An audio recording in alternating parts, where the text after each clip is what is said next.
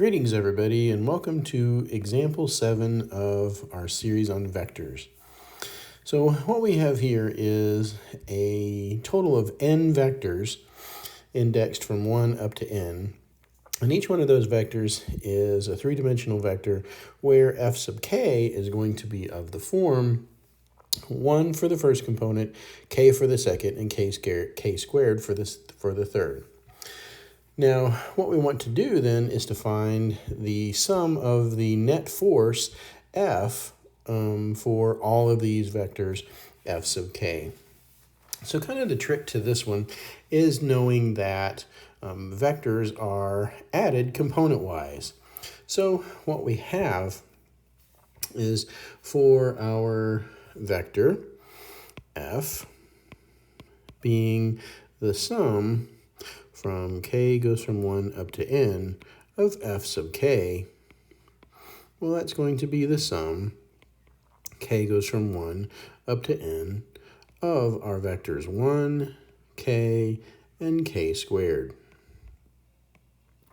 Well, because vectors are added component-wise, we're really just adding up all of the sums. So we're adding up the sums of the components. So we really have, for the first component, the sum, k goes from 1 up to n, of just our first component, which is 1 for each vector.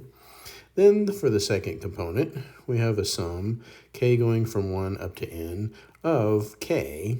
And then finally, for the third component, we have a sum, k goes from 1 up to n, of k squared.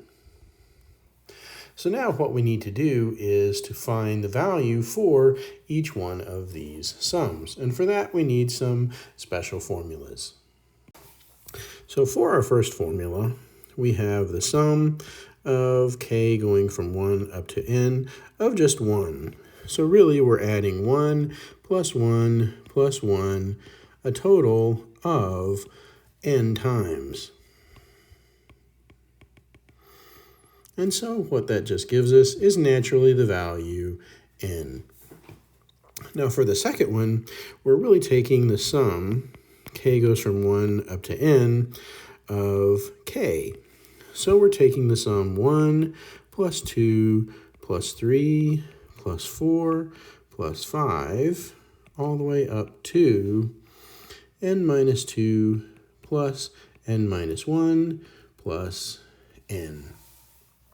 And so what happens in this formula, to come up with this formula, we really notice a pattern. And the pattern that we notice is that if we take the first entry and the last entry, we get a total of n plus 1. Likewise, for the second entry and the next to last entry, if we add those, n minus 1 plus 2 also gives us a value of n plus 1. If we add the third entry and the second from the last entry, n minus 2 plus 3 also gives us a value of n plus 1. And so the pattern that we tend to notice then is that we have a total of n plus 1, but then we ask how many of these we're actually going to have. Well, our number of pairs are total values, but we're taking them in twos, so we have n over 2 of them. And so this gives us our formula for the sum of the first powers. Now for our sum of the squares, for k going from 1 up to n of k squared, we need to use an algebraic identity. And for that algebraic identity, we can look at k plus 1 to the third power minus k to the third power. Well, if we expand k plus 1 to the third, then we're going to have k cubed plus 3k squared plus 3k plus 1, and then we subtract k cubed. And so what this will give us is 3k squared plus 3k plus 1. Now we're going to apply a trick where we're going to sum our values. Okay, so if we do the sum for k going from 1 up to n of k plus 1 cubed minus k cubed. Then we provide the sum on this side, k going from 1 up to n, of 3k squared plus 3k plus 1. Well, with our summation formulas, we can distribute and pull out constants. And so what we have then is 3 times our sum, k going from 1 up to n, of k squared, plus 3 times our sum, k goes from 1 up to n, of k, and then just our sum, k goes from 1 up to n, of 1.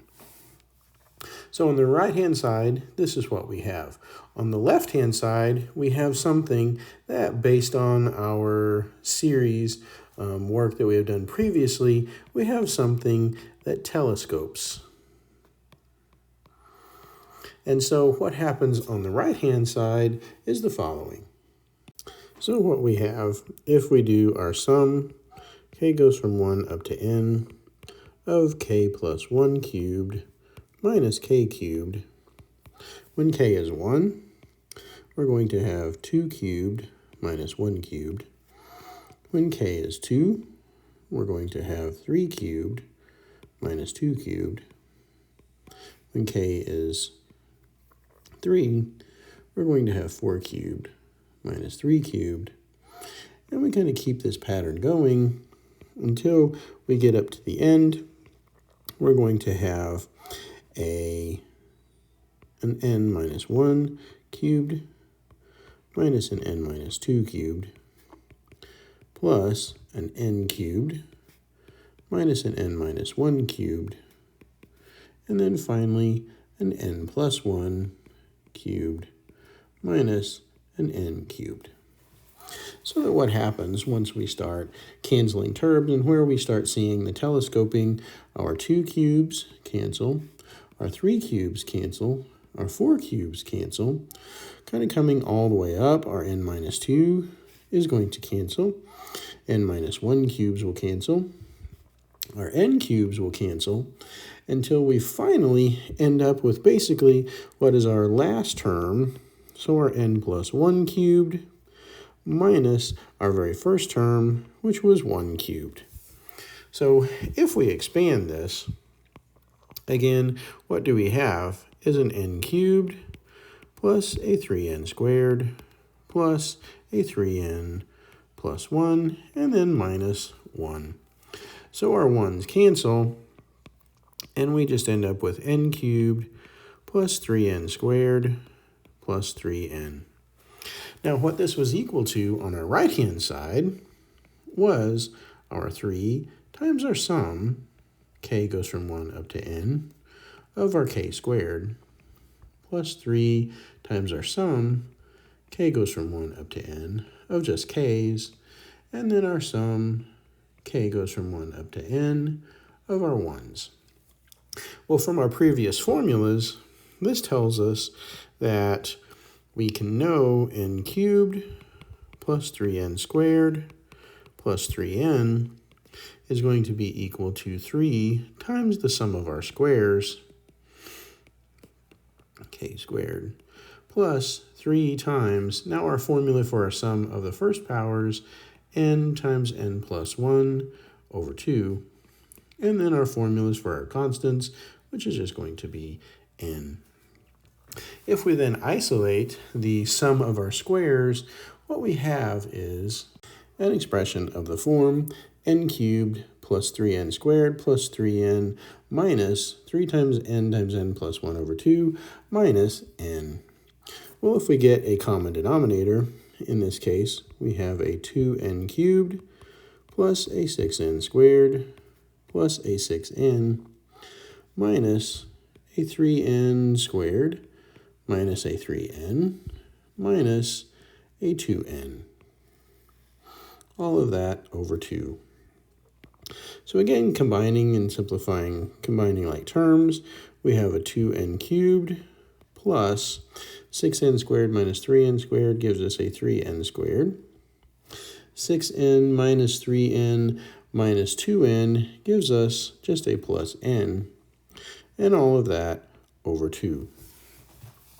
Well, we have that common factor of n, so if we factor that out, we have a 2n squared plus 3n plus 1, all of that over 2. Then we have a quadratic that we can also factor, and it will factor as 2n plus 1 times n plus 1, and that over 2. Well, if we divide both sides by 3, what we then have is the formula for our sum of squares. K goes from 1 up to n of k squared will be n times n plus 1 times 2n plus 1 all over 6. So now coming back to our original problem, we're able to plug in the formulas that we know and get our final answer.